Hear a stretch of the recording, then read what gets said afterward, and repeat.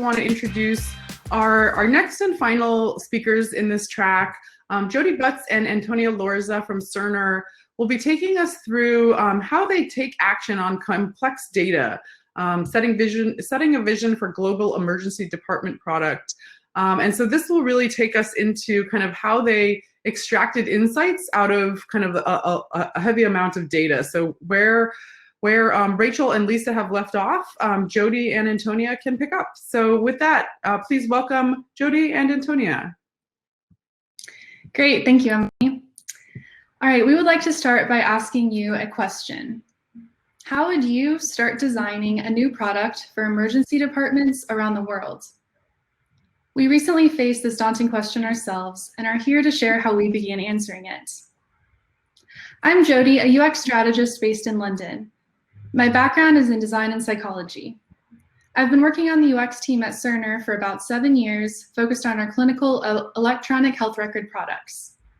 Before moving to Europe, my previous experience was focused on hospitals and clinics in the US, also including user research in Australia. When I moved here, I began work on a different clinical product with clients across many other countries. And hello, my name is Antonia. I'm UX designer based in Berlin. My background is in UI and product design, and I've worked on projects across Europe and Africa. I've been working at Cerner for 4 years, focusing mainly on concept development and design for our next generation electronic health record. So the premise of our project is a new global emergency department product. And when I started to work for Cerner and on this subject, I had no professional clinical experience. To learn more about the subject we're working on, I was very happy to participate at site visits in 6 hospitals across Europe to shadow and interview clinicians working in emergency departments. And this type of activity was conducted by many associates in the past, whose roles ranged from software architecture to clinical IP strategy. Some were experts in the field, some had clinical backgrounds, some did not, but none of us had formal human factors or research education. So the impressions and data my colleagues and I collected during such site visits was pretty unstructured. There was no standardized way to compare it with previous site visits, and thus it was very hard to communicate it to other colleagues. This is the point at the project where I came in. Implementation was actually already ongoing, but it was very technology-driven rather than user-driven. So the first thing that I did was work closely with product leadership to help them understand the value of human-centered design. Amazingly, they decided to pause development completely and restart the project with a bigger focus on our end users. So we're going to walk you through how we approach that project restart. Our first step was to find meaning in the data that had already been collected. As Antonia mentioned, the problem was that there had been substantial research conducted in about 20 hospitals across various countries, but the findings were really scattered with no clear outcome. Our first goal was to understand this data and create a baseline of shared knowledge across our teams. In order to start bringing together the data in a meaningful way, we created a journey map template and a spreadsheet. This included very standard types of data you'd find in a journey map, such as goals, needs, location, emotions, etc. The workflow across the x-axis is an end-to-end emergency department workflow from our company's library of standard clinical workflows. We focused on 4 user roles: nurses, physicians, administrators, and the patient. We shared this template with everyone who had conducted research and asked them to bring their findings into the template.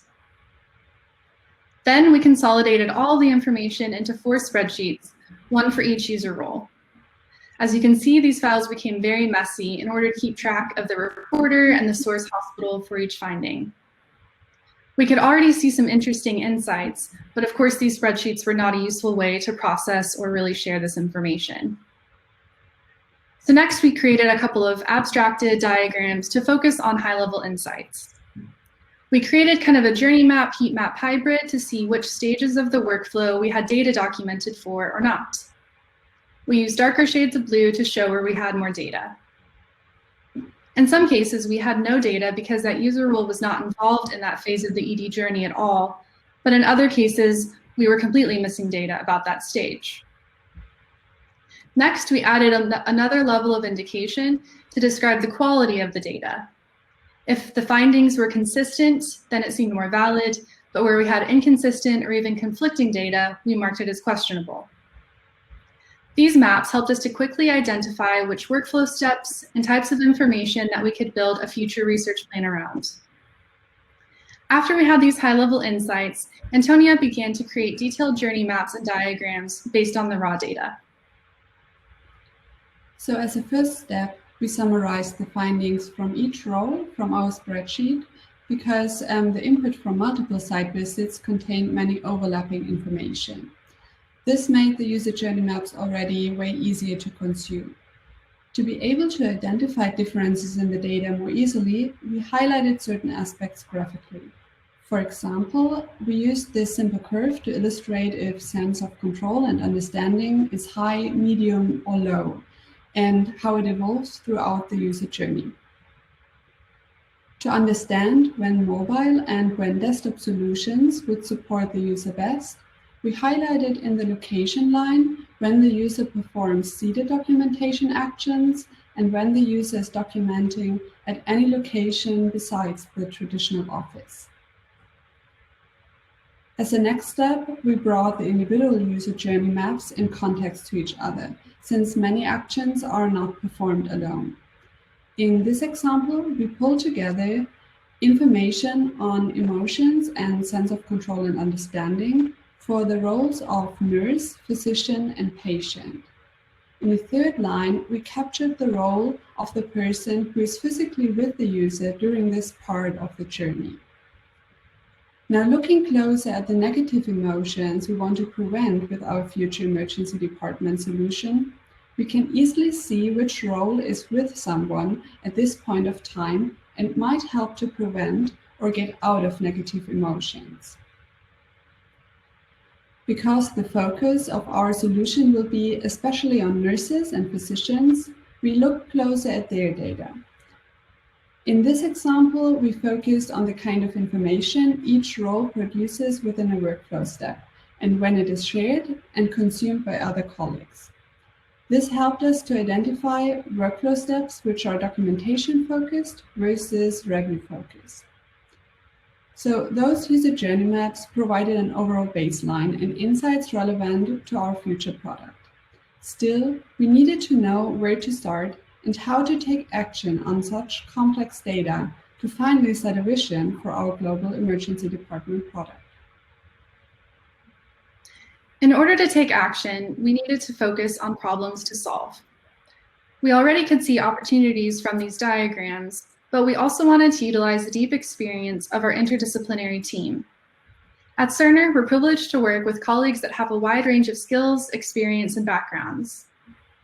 For the work on this ED project, our group of about 20 licensed physicians, consultants who have worked closely with hospitals from around the world, and many other types of roles. And some of our colleagues had actually over 25 years of healthcare IT experience. In order to leverage the knowledge and experience of this group, we requested that everyone share what they believe are the top 3 problems in emergency departments today. For each pain point, we asked them to specify the user role, goal, and opportunity. To give you an example, looking at the role of nurses and clerks, they want to quickly identify patients that could be treated in a different setting rather than the ED itself, because this would decrease waiting times and improve treatment speed and quality for the patients that need it most. So we collected many examples, as you can see on the right, that we explored further as we continued this activity. As a next step, we mapped each of them individually across the ED journey to keep context. All 4 user roles are represented here as a different row in color. There is clear overlap between several of the opportunities, as you can see, so we aggregated those concepts as shown into the bubbles on the bottom diagram. These visualizations also worked like a heat map to show which workflow stages and tasks needed the most attention. Since there were also overlapping opportunities between the roles, We aggregated each of these bubbles into a summary page for each opportunity using colors and icons to indicate the user role or roles impacted. Then we physically printed these opportunity pages in preparation for our first in-person workshop with our internal interdisciplinary team. To start the workshop, we presented these aggregated opportunity summaries. As we reviewed them, there were some adjustments and clarifications made. Then we conducted a round of internal prioritization by dot voting. Now we had both the journey heat map view as well as these concrete votes, which gave us a couple of different perspectives about which opportunities were the most important at a high level. Next, we clustered these aggregated opportunities into 4 different categories based on their similarities. Then we formed 4 interdisciplinary subgroups and assigned 1 to each. Then we were ready to explore each opportunity more deeply. We created a template to make sure that key aspects would be considered within each subgroup consistently. So our template included things like a refined problem statement, high-level requirements, success metrics, and other details such as relevant technologies, research needs for the future, and potential for third-party contribution. To help communicate and share the essence of each opportunity, we created sketches illustrating the main idea of each one. So based on this template, each subgroup created across multiple meetings detailed descriptions of the opportunities we were assigned to. Afterwards, all opportunities we worked out during those sessions were collected and combined in a slideshow.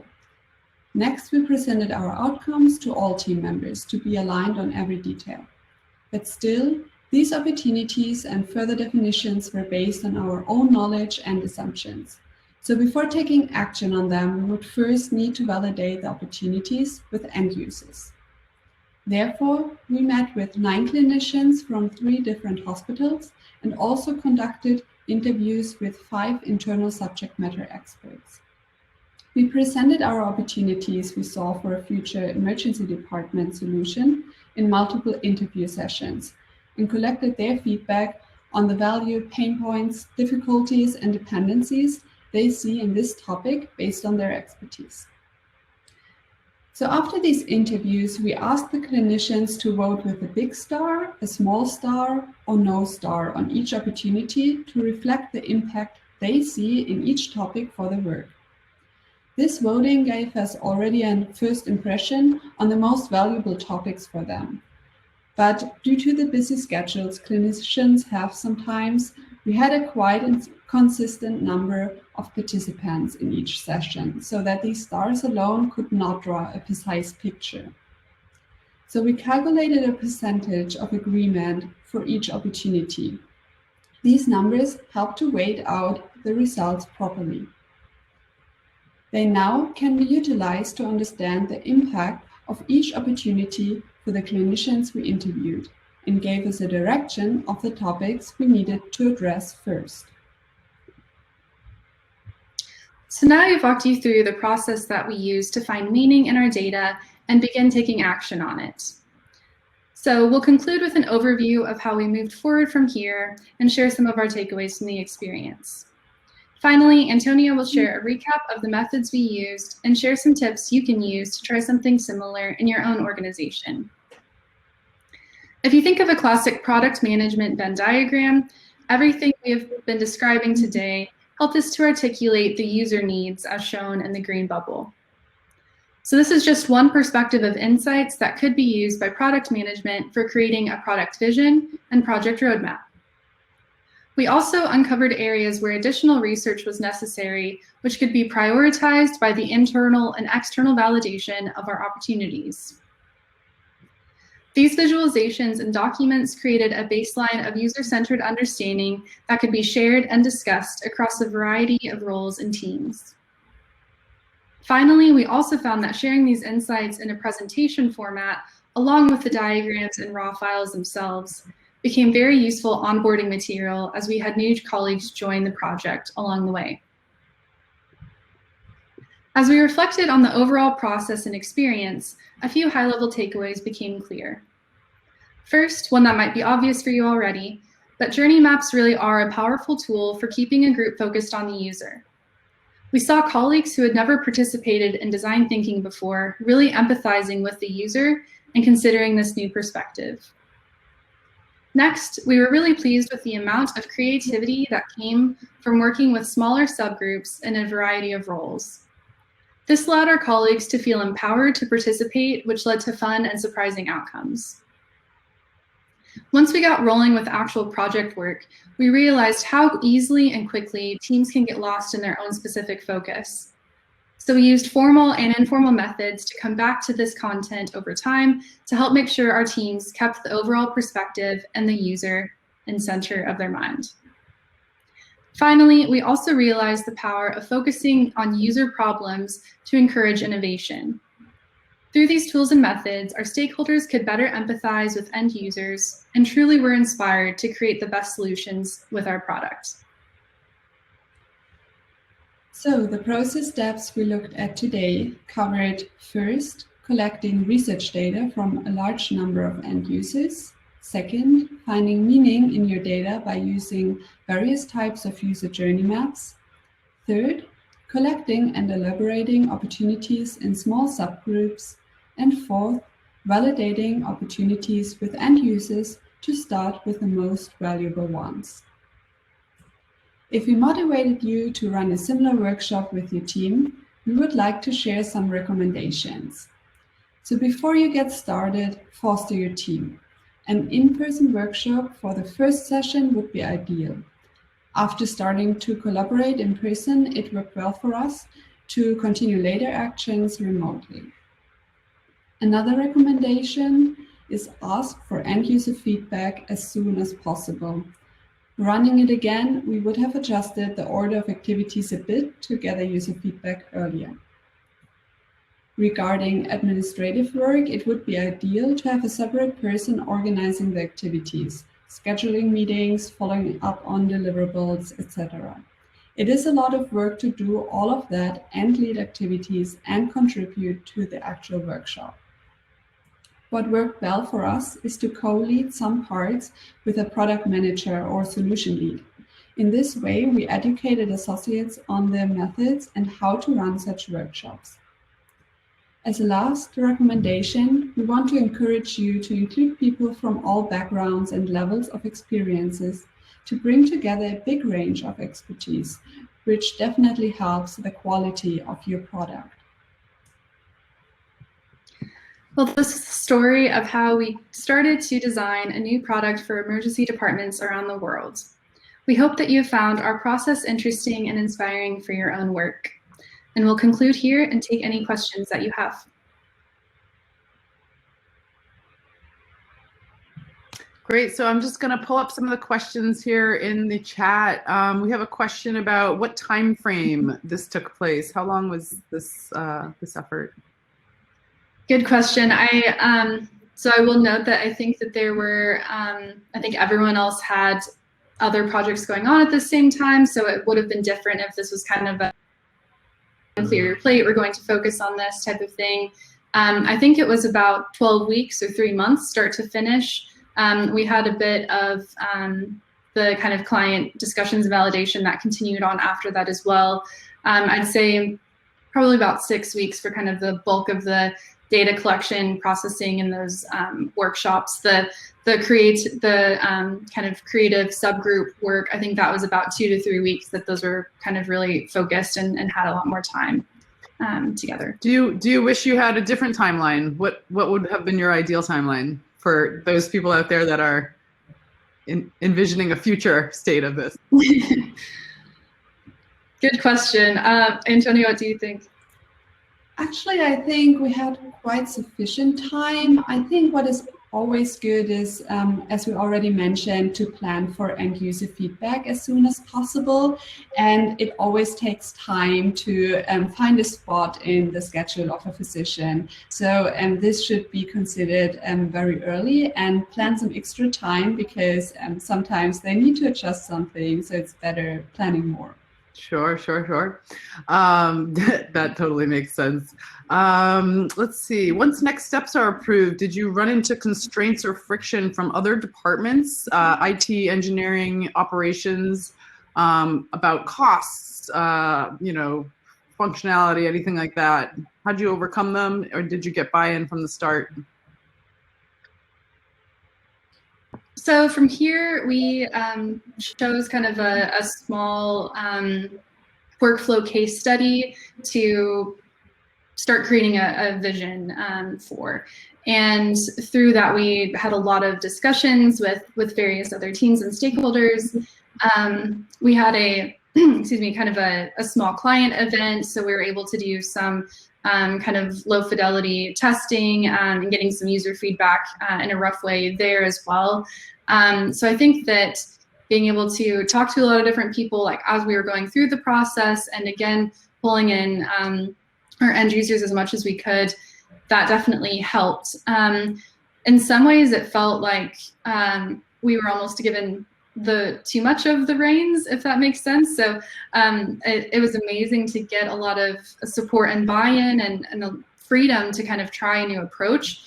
But sometimes I think in some situations, I think we found ourselves kind of saying, wait, well, we kind of need more people challenging us and pushing us and giving us other inputs. So in some ways, we were kind of asking for more of that than we were getting. And over time, that did kind of change. But with anything kind of new and different, there's always going to be a variety of reactions from different teams and roles. Sure. Of course. Well, it looks like you guys did a good job of kind of leaning towards the audience and the end users to answer those questions for you. So that's really awesome. It sounds like you guys talked about various different approaches and ways of interpreting journey maps along your course. Did you find anyone in particular that you thought was kind of helped get you to insights fastest? I think a lot of times when we talk to our clients, they want to know, precisely how we'll be getting the outputs out. And so just the fact that you guys looked at a couple different approaches to that, was there anyone that you found to be more helpful or better at getting you towards insights that you could utilize? So I think for that, I personally have to differentiate between myself and other colleagues. So I always love to dig very deeply into the data, and I love to look through these very messy spreadsheet we showed at the beginning and unravel all the details.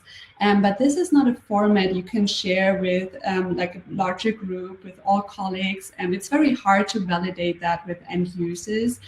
So already these first user journey maps we summarized. That was still a lot. So going through that in a presentation would have taken hours. So it was always helpful to highlight certain aspects, as well as continuing with the key aspects, with the opportunities, because they were just more focused on individual topics and easier to break out in different working sessions, as we had it with the clinicians later, where we had several sessions for opportunities in a similar area to not overwhelm them.